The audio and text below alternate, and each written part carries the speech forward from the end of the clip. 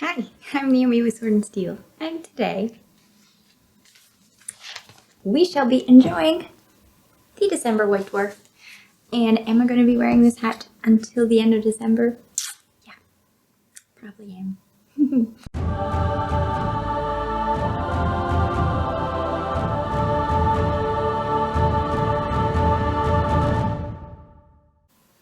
Alright, let's do this. Look at that. Do you see that? I'm so excited. I have a Gotrek. I painted the Gotrek. I play Warcry. I mean, GW, you don't see me, but today it feels like you see me. I'm very excited for how this is going to work. Oh my gosh.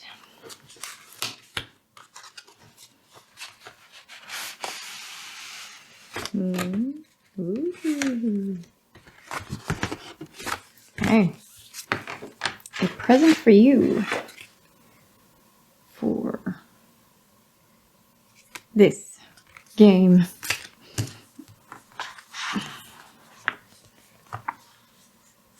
Is this the mini game that they were talking about? I don't know. You see it on here? It says mini game with poster mat. Does that mean that there's a teeny weeny little game for this? Rulebook lit to play Necromunda in 30 minutes. Oh, that's what it is. Okay. Let's have a look.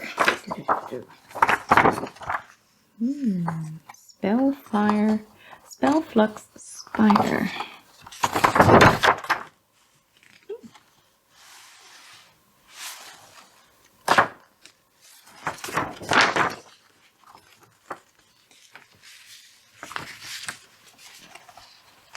Nice.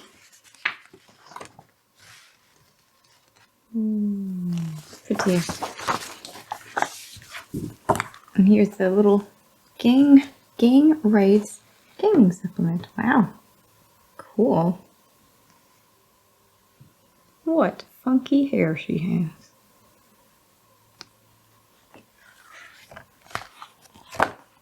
Neat. And here he is. How cute. Gotrek. Alright, I guess we shouldn't look at him until we know what rules he is, but just let's have a look at him anyway. 3, because he's a dwarf. 5 toughness, 35. So it feels like he's like a ally right here. Allies are like around 32 points, or 32 hit points. But they say he's going to be more powerful than that, so we really have to see what his abilities are. This card is not enough information. Range of 1, 6 attacks, 6 strength, 3 base, 6 crit damage. So, what's going to happen? Scoot you up there. Alright. We have the Tome Celestial, the Emerald Host, Index Astartes Flesh Terrors, new rules for sky battles in the Age of Sigmar. Necromunda expanded terrain rules, 20 pages of hobby guides, and much more for Warhammer Age of Sigmar and Warhammer 40k. Look at those ghosts. I recognize those ghosts. I have this guy, which I really do need to get painted. I really do. It's cozy by the fire.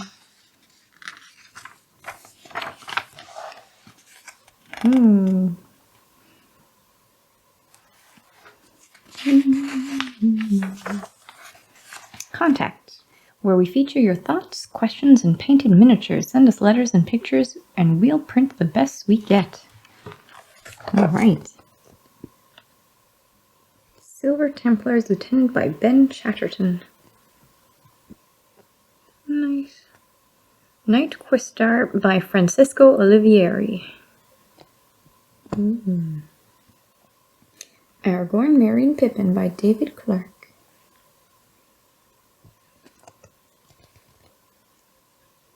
Wow, nice base. Model of the month, this one is.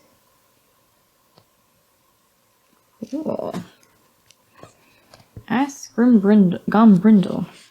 It's cute that they made him an admech. I like that fact. I mean, I like my pretty girls as admech, but... Ooh. Oh, those are really spunky looking Kroot. Look at that. I really like them. Look at their hair. Oh, I think they look so great. What an awesome model.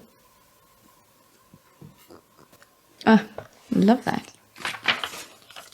Worlds of Warhammer. Worlds of Warhammer delves into the background of the Age of Sigmar and the 41st millennium, looking at how stories are created and legends are born. Here, Phil tackles the controversial topic of pronunciation. Yes, pronunciation. Oh, good.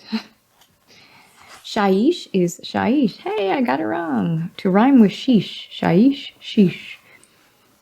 If you are from here, you are a Shaishan and likely dead. Azir, to rhyme with deer. Gyron, I've been pronouncing them all right. Hish is like a snake with its teeth out. Hishin. Shaman. Akshi. Grr. Or even grr. Saying this out loud never gets old for us. Grr. I think these are the 8 realms. Olgish. Sigmar. Galmarez. Galmarez. That's his hammer. Sigmar's hammer is Galmarez. Nagash. Alariel. Grungni.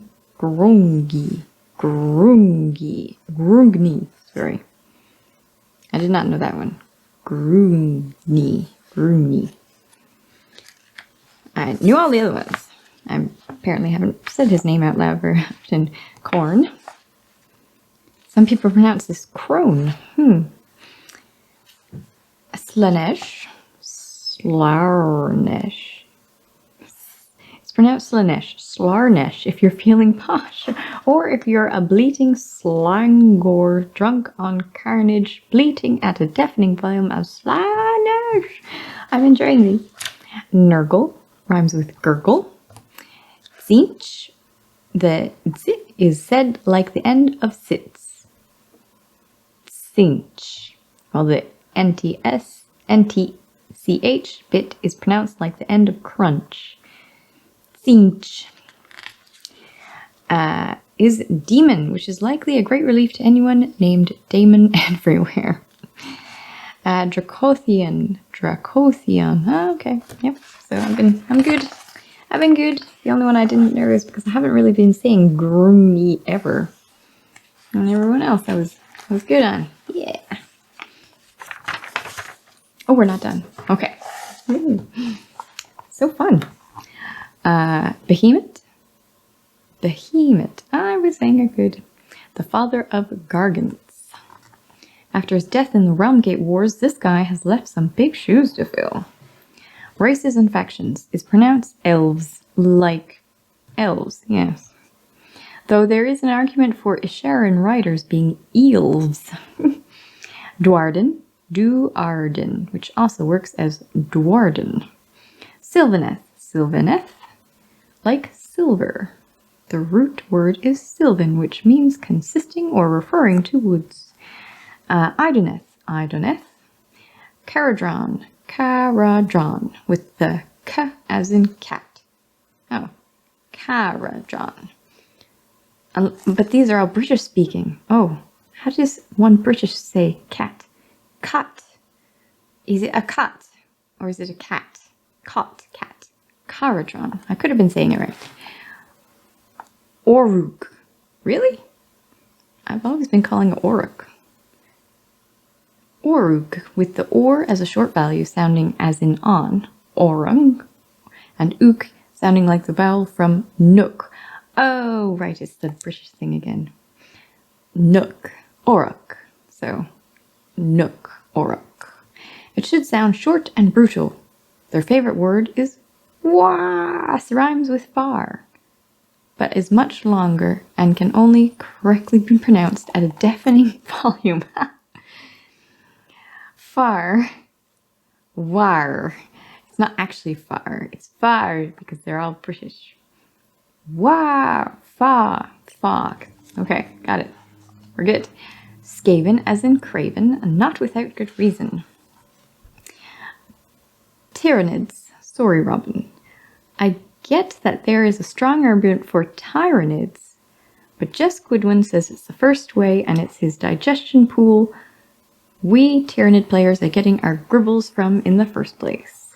Tau is simply Tau, to rhyme with cow.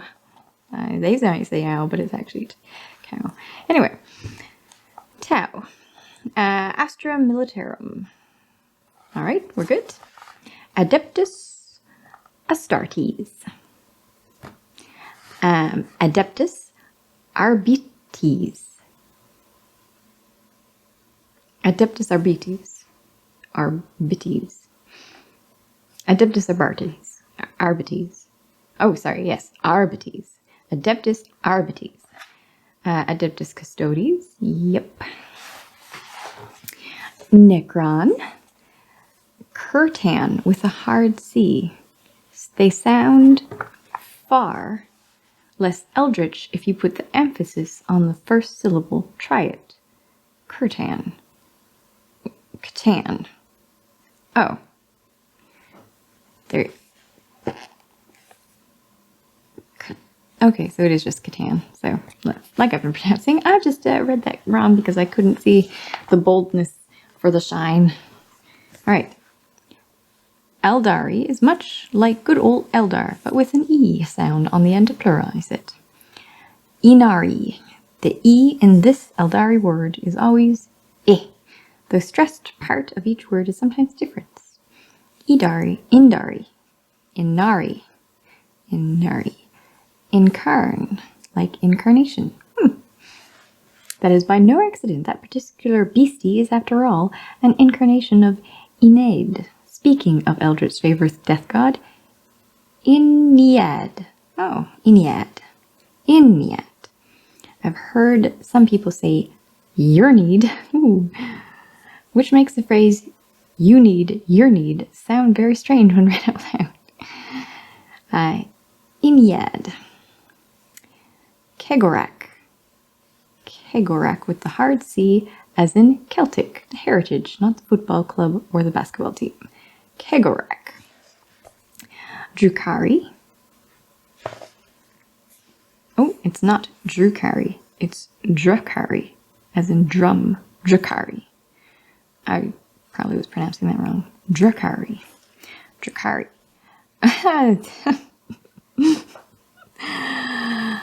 The one I have never pronounced right, I think. Alright. Roboute Guilliman with a hard G. Roboute Guilliman. Why they chose that, I don't know. Poor guy. Anyway, Ferrus Manus. Ferrus Manus. Well, ferrous after, like iron, I guess. With us, parts a short sound as in Adeptus and Exterminatus. Ferrus Manus. Sang, as in acquire, naturally. Sang. Oh. Sang. With then Winius. Sanguinus. Sanguinus. Oh, it's without a G sound at all. Sanguinus. Sanguinius. Sorry. Corax. Jagitai Karn. Jagitai Karn. Fulgrim. Erebus. Erebus. Lehman Russ. With Russ as in rust. Lehman Russ. Horus with the whore to rhyme with gore and the us as Adeptus. Abaddon is Abaddon, though some might pronounce it Abaddon, which has a pleasing double meaning. Oh, he's Abaddon, that one. Abaddon, Abaddon. Macragge, Crag, yep. Cadia. Caterchan. Catachan. Catachan. It says ER, but this is British ER, which is not actually ER. So Catachan. Vigilus. I'm saying this to remind myself, not putting off British people. I'm just saying it to remind myself because I am not British. Anyway, Vigilus and Nihilus, for the record. Nihilus. Nihilus? Final words. That's some of the main points of contention covered off. Thank you. That was very nice. I now have somewhere to go to. Note it all down. I like to go to our Lord and Savior Duncan Rhodes for pronunciation, and now I can go here too. Ooh, ghosts. From the maelstrom of a sundered world, the 8 realms were born, and with them their birth began a war to claim them. This month we journey to the 8 points and the night hunt. Enter the Tome Celestial. The 8 points. Ooh, fantastical realms. Wow, pretty. Look at that. What pretty colors they chose. Very nice. Daughters of Cain by Andy Barlow. Ooh. Nice looking Corvus Cabal by Steve Party. Ooh, so dark and grim. Ashen Star Vanguard Raptors by John Ashton. Look at that. Very nice looking. Ooh. Nice. Ashley painted his Sylvaneth model so that it looks like it's on fire, following an encounter with the Scions of the Flame. Neat. Cool. Tainted Hero by Ailey Morrison. Ooh. Very pretty. Yeah, that's super pretty. I see airbrush work. I think it comes out very nicely. Tide Caster by Ashley Lowe. I like that. Megaboss by Aunt Salva. Ooh. Iron Golems. Oh yeah, look at that. I enjoy the blood gushing. I guess this one is in mid toss. That's neat. Did he do that? Was that an option? Space Marine head. Yeah, he changed his Dominar to be a Space Marine head. Cute! And his Iron Legionary is a Skaven. Ah, I like that. Nice orcs. The ruins of ancient civilizations. Ooh, some painting styles. Pretty. Oh, look. You see the algae that they've got growing on there? Looks like it was done by Athonian Camel Shade. Yeah, looks good.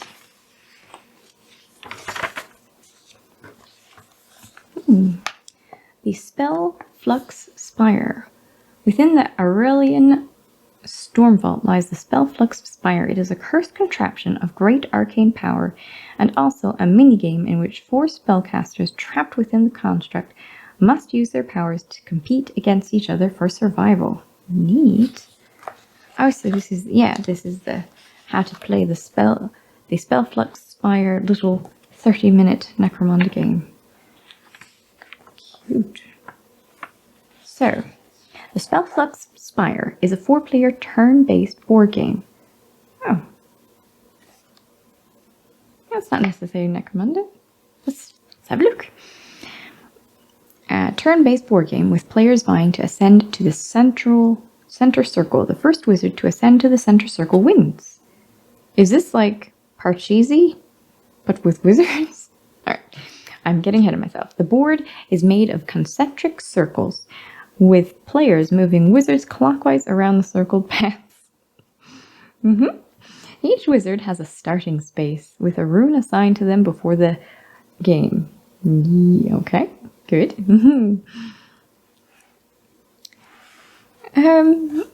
This location is marked with a colored rune that also represents the entry point for that wizard to enter the inner circle.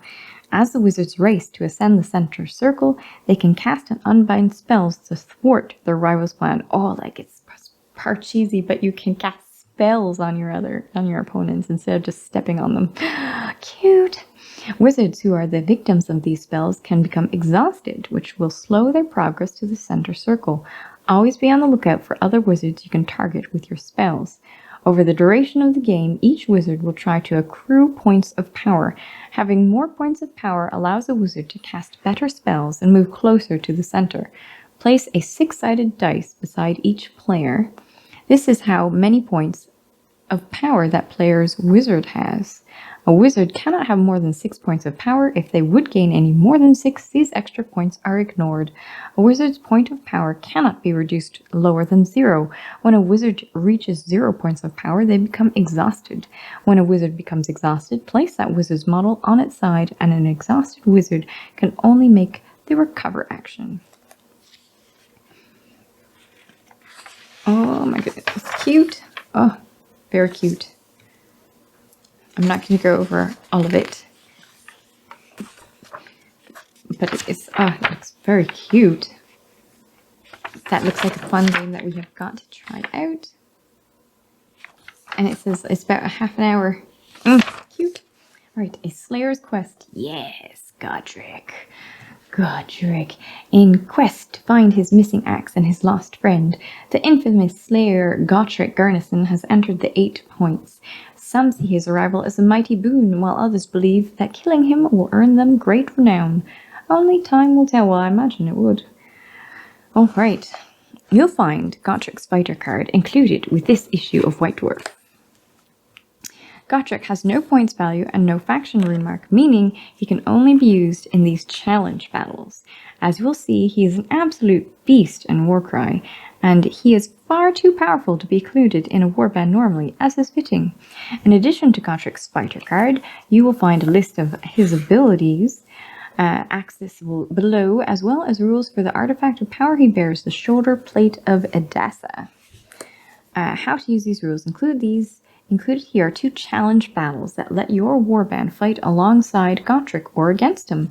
The rules for challenge battles and a description of how they work can be found in Warcry, Monsters and Mercenaries. Gotrek. Alright, so on a double, he has Unstoppable Battle Fury. This fighter makes a bonus move action.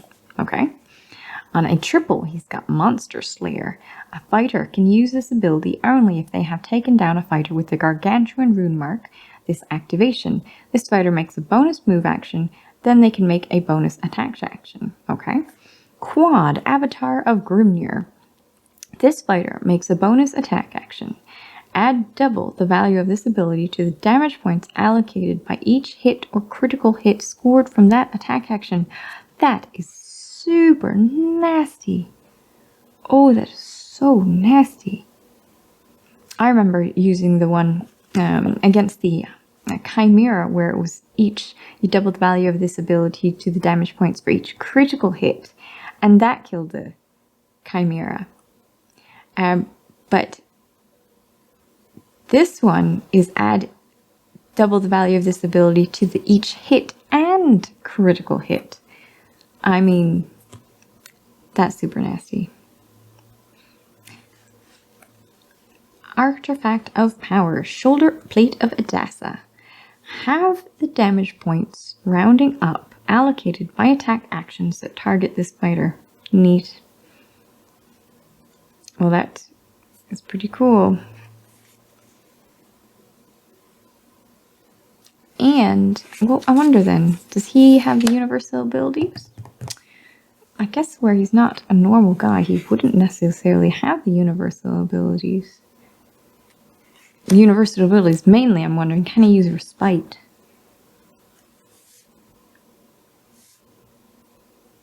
To heal himself up? I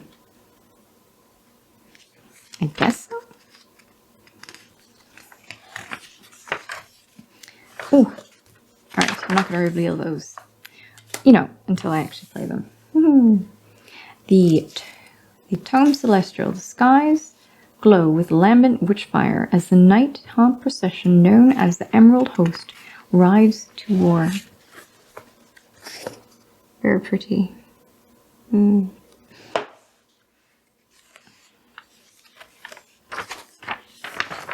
Mm-hmm. Mm-hmm. Ooh. Oh my gosh. Okay, what do we have here? These War Scroll battalions enable you to field the unique formations of Lady Olander's Emerald Host on the battlefield. Okay. So what do we need? We need 1, the Forgotten Scions. Alright, this would be the big one, the Emerald Host. 1 Forgotten Scions battalion, 1 plus Dolorious Guard battalion, and any number of War Scroll battalions chosen in any combination from the following list: the Condemned, Chain Guard, and Deathstalkers, and they gain the ability after armies are set up, but before the first battle begins. You can pick 1 enemy hero. Subtract 1 from save rolls for attacks that target that hero, which is nasty. Alright, so, the first battalion. 1 Knight of Shrouds on Ethereal Steed, and 2 Dreadblade Harrow units. Okay? And that gives, add 1 to the attacks characteristic of Malcor's Sword of Stolen Hours. In addition, once per round, you can use the command ability on Malcor's Scroll without a command point. Malcor being the Knight of Shrouds on Ethereal Steed. So, add 1 to the attacks characteristics and use his command ability without a command point being spent. That's pretty nasty. Cute. And that's 140 points to use that. Now, the next one is 2 to 4 Hexwraith units, Knights of Regret. Add 1 to the attacks characteristic of melee weapons used by units from this battalion that have made a charge move in the same turn. In addition, roll a dice before you allocate a wound or mortal wound to your general if your general is within 3 inches of any friendly units with this ability. On a 2+, you must allocate that wound or mortal wound to a friendly unit with this ability that is within 3 inches of your general instead of your general. I don't use Hexwraith units, but that sounds pretty awesome. You can tell. And that one was 120 points for, wow, you can really protect your general with that. 2+. Ooh, this is how they paint them. Very nice little faces too. Ooh.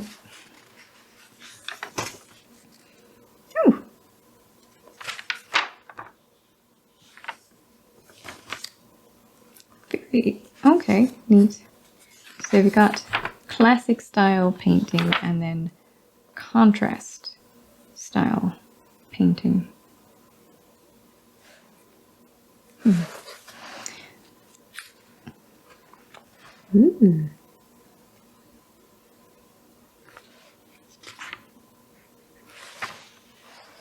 One of the great things about contrast paints is that you can use the same technique of applying them and just change the colors.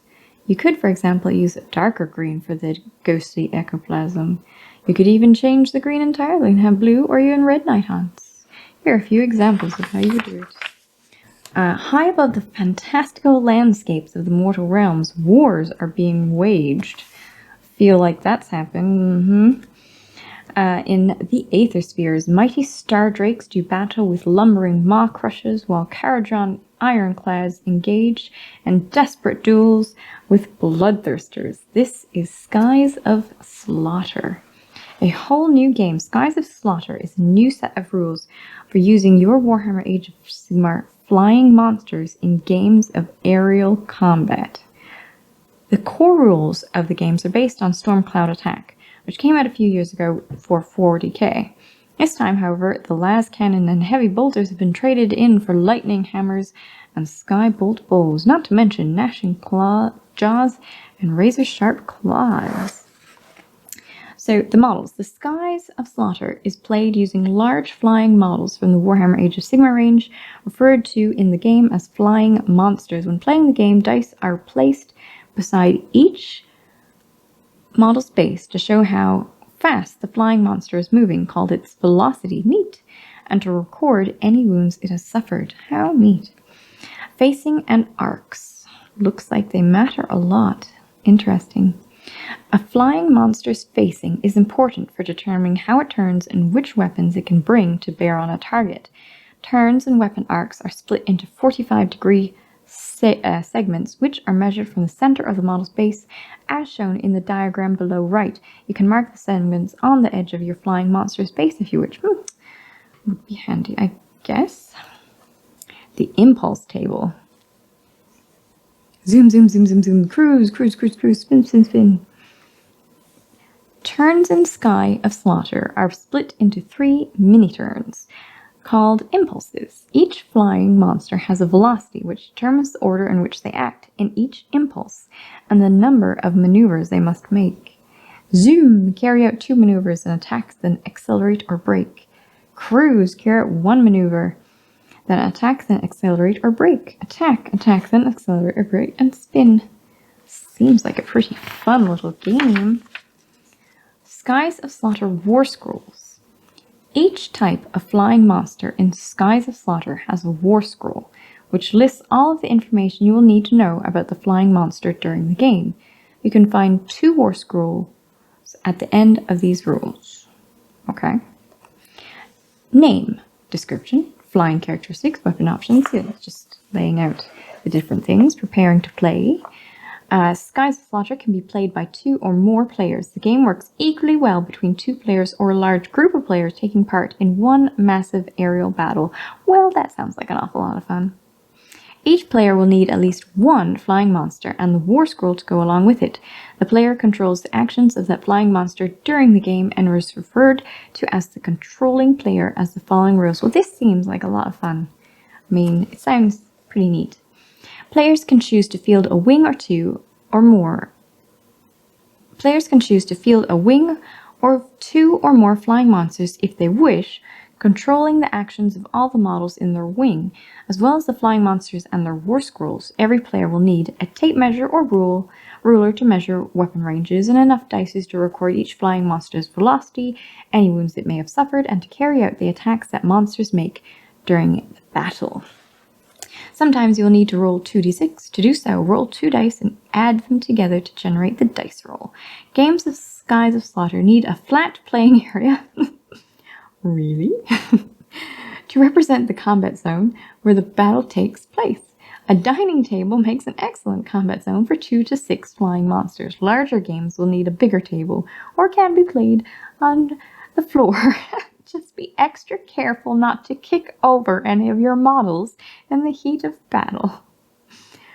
Thank you, Games Workshop, for clarifying that. Finally, you will need to pick a sky battle to play. We've included 1 sky battle on page 52 to get you started, but keep your eyes peeled on future issues of White Dwarf for more. Duels are battles between 1 flying monster on each side, and encounters are battles between more than 2 flying monsters. Once you've picked a sky battle and followed the setup instructions, you're ready to start playing the game. Oh my gosh, that sounds like something we've got to try out. Look at all that. Yup, this looks pretty fun. What I want to know is, like, does everyone? Oh wow, there's a bunch of rules to this. Ooh. Oh, Arcanaut, Ironclad, and Bloodthirster, and the Sky Battle. So.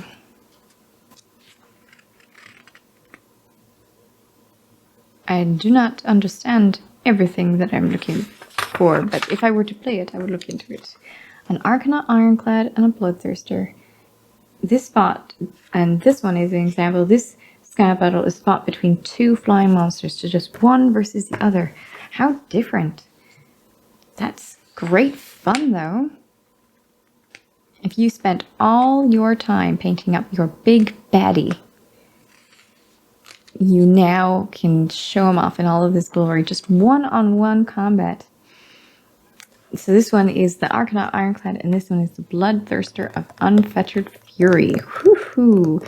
Maybe that's gotta happen. I want to see more war scrolls. Oh, who else can do it? I want all the war scrolls. Where are all the war scrolls? Pretty.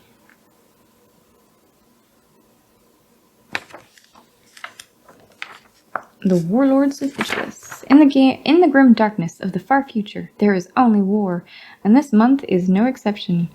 Index Astartes Flesh Terrors, a tale of 4 warlords, new rules for Kill Team, and a huge battle report awaits you. Okay. Ooh, pretty. I like that tank paint. It's very nice.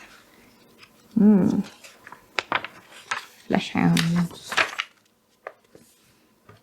A ridge too far. I painted my ridge runners in the same colors as the rest of my vehicles and cult troopers, with plenty of paint chips and scratches to show where they've been knocked about over the years. Neat. The time of ascension is at hand. Ooh. Oh, it's the new tactical war suit. Well, I guess it's not. Still fairly new. Ooh. Creepy. Ooh.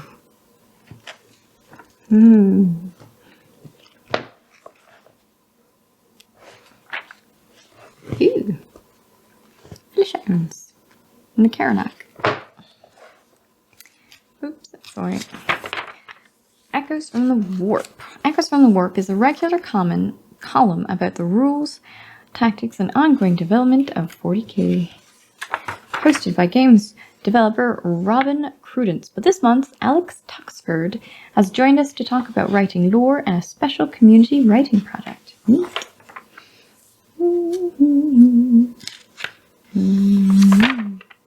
Index Astartes. Flesh Terrors, Sons of Blood. Alright, so this is their color scheme.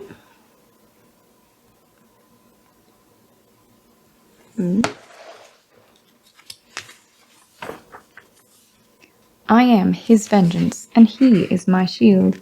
I will deliver death to his enemies as he brings deliverance to my soul. Ooh.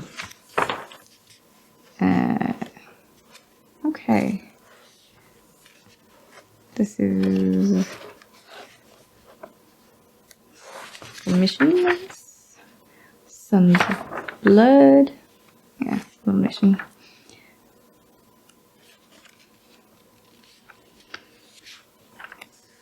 Painting the Flesh Terrors. Oh, classic style and contrast style.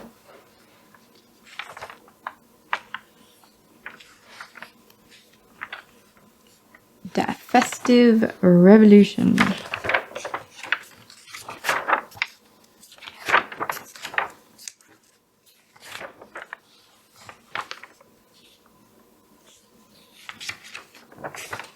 Time. What is it? No.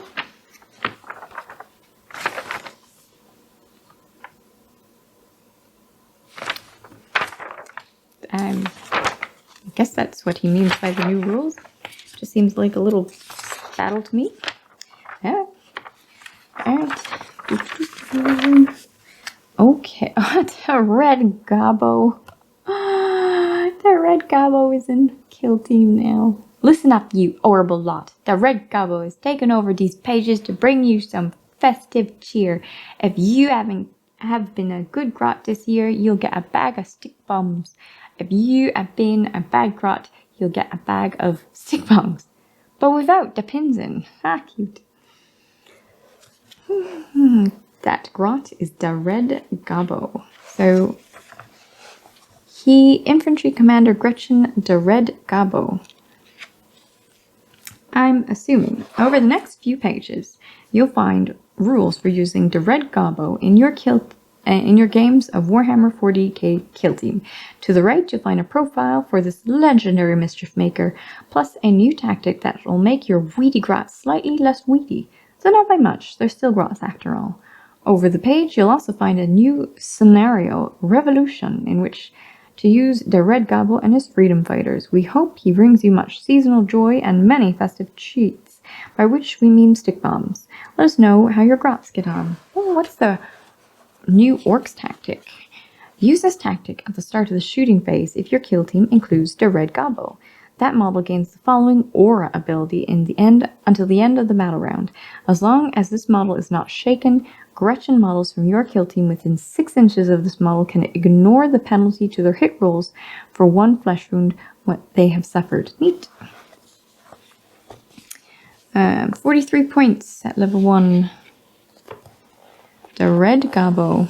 So let's see. He's got a 5-inch movement, 3+ ballistic skill, 3+ weapon skill, 3 strength, 3 toughness, 5 wounds, 4 attack, 7 leadership, 4+ save. This model is armed with custom grot blaster, icon of the revolution, and stick bombs. This model can only be included in your kill team in open and narrative play games. Has you been a good little grot this year? At the start of the movement phase, you can pick one other Gretchen model that is within 3 inches of this model and roll 1d6. On a 1, that model suffers 1 mortal wound. Okay. On a 2-6, treat that model as being armed with stick bombs in addition to its other war gear until the end of the battle. The Revolution. When this model is on the battlefield, add 1 to hit rolls and subtract 1 from nerve tests for models in your kill team if every model in your kill team is a Gretchen. Cute. Custom Grot Blaster, 12-inch range, pistol D3, 5 strength, -1 AP, and 2 damage. Icon of the Revolution, melee user, so strength is 3, -1 AP, 1 damage for each wound rolled for each rune roll of 6+ made for this weapon. The target's model suffers 1 mortal wound in addition to the normal damage. Nice. Stick bomb, 6-inch grenade D6, 3 strength, 0 AP, 1 damage. Cute. And there's the narrative play mission, Revolution, Relics of Javandira. On the relic word of Javandira, the forces of the Tau Empire have been excavating ancient imperial artifacts in a bid to understand their galactic neighbors. A nearby torchbearer task force has been sent to annihilate the Xenos and, where possible, recover the artifacts. Cool. I like these. Pretty Tau. Pretty Tau.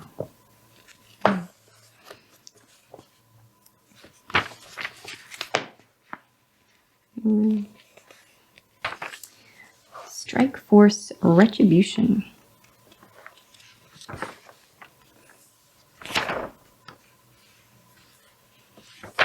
This is the battle port. I shan't give it away.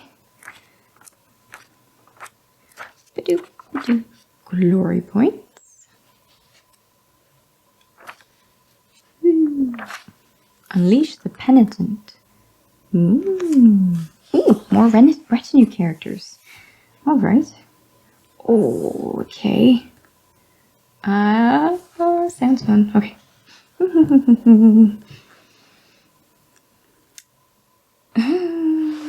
Let's see. Retinue characters. We know what retinue... Arco-Flagellants. This article enables you to add Penitent 707, a model taken from the new Adeptus Sororitas range of models, to your Blackstone Fortress game as a retinue character. But as is so often the case, retinue characters, recruiting Penitent 707 is no easy task. First, you must find the Arco-Flagellant, then figure out how to turn it off, because currently its pacifier helm is set to kill. Good luck, adventurers. Fun, there he is. Penitent 707. There's his backstory.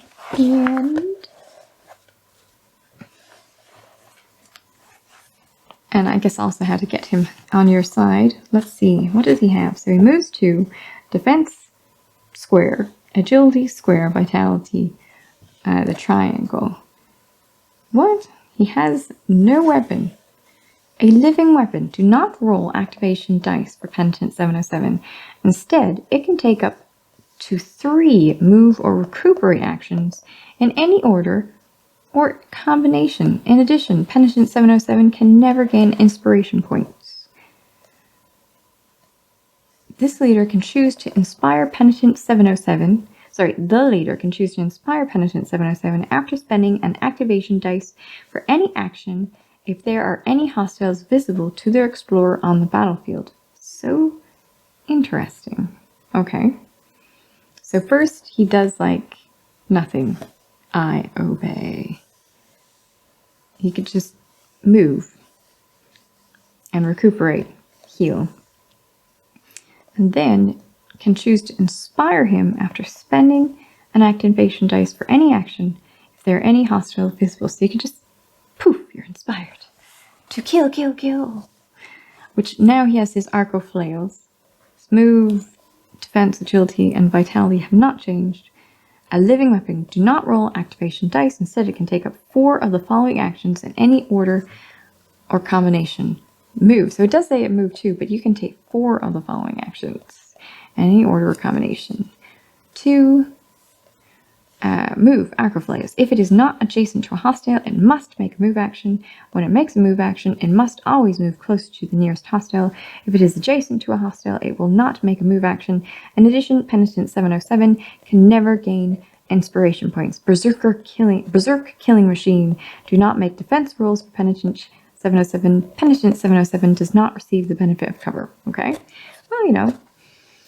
Combat stims. Reroll failed attack rolls for Penitent 707. Nasty. And Pacifier Helm. If there are no hostiles on the battlefield, after an action, turn Penitent 707 retinue character card back over to its secret agenda side. Figured, yes? If this happens during Penitent 707's activation, end its activation. Cool. So we're just, whenever the leader wants, he sends it off to kill, kill, kill, and then when that's done, he turns off. Neat. That's pretty handy. Seems pretty handy. And how you go and grab... the expedition to find the Penitent 707, which is neat. Very neat.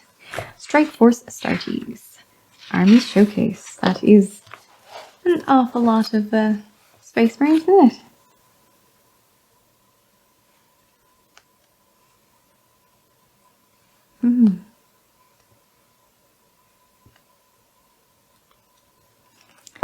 Very nice looking.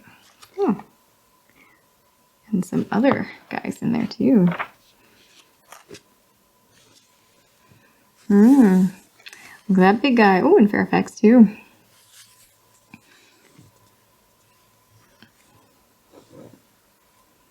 Some key players in this army. Neat.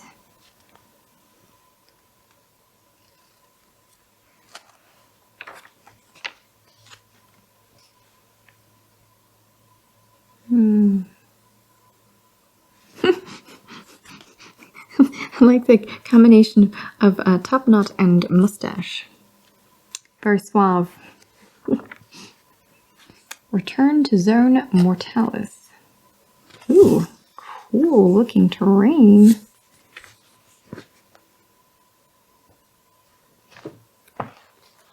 For Necromunda.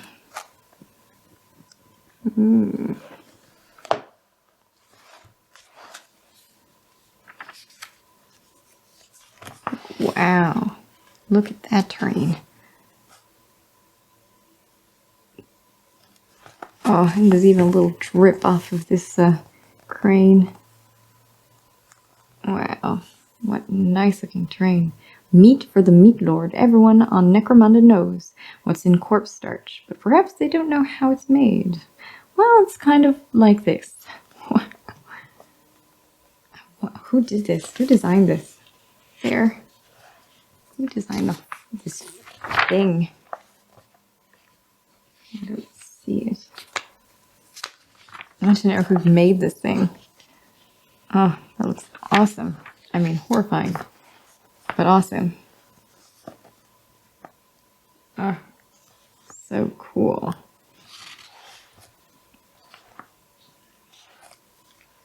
In this article, oh, it's Mark Bedford. Mark Bedford made this. Cool.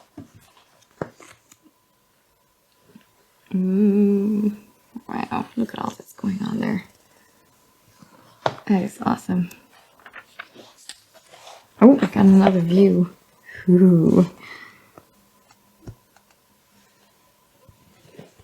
Oh boy. Oh, pre-blooding. The crane assembly is constructed out of a ferrotonic furnace with the crane arms from the galvanic servo hauler mounted on the control point of a thermal plasma conduit. The train-driven pulley system is made from one of the new lifts. Mark used sand to fill in the join between the plasma conduits and the edge of the noctilic crown, and he then painted the sand as corrosion. Okay, yeah. Neat. The inside of the pit is actually a 160 millimeter round base, which fits inside perfectly. Mark used it to provide stability for the construction. Cool. The White Wizard. This month, Games Workshop Middle-earth studio manager Rob Alderman presents a tactica on one of the most notable characters from Lord of the Rings. He is the former head of the Astari and now puppet of the Dark Lord, Saruman the White. Tactica. It's a good-looking model. Both the one with the horse and... Look at that. Great. It's great looking. Very nice paint job too. Look at that. That's awesome. Inside the studio. More free stuff.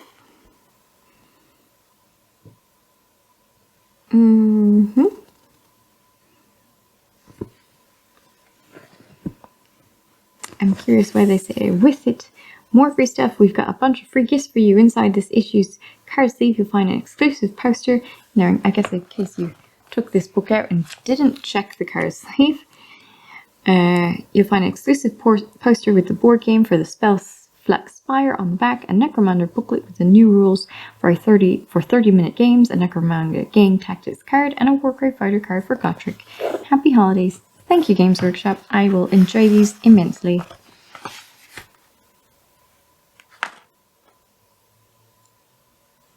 Cool. Look at that. Magmic Invocations. Matt painted these Magmic Invocations for his Fireslayer force. They were the first models I used contrast paints on, but I've only just got around to finishing them. I used Blood Angels Red and Flesh Tearers Red for the darker areas of lava, and Griffhound Orange and Ayandin Yellow for the glowing molten insides. Yeah, I think it works very nicely.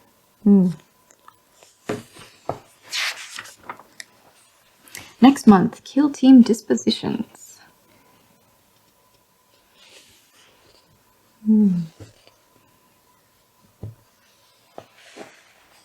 Well,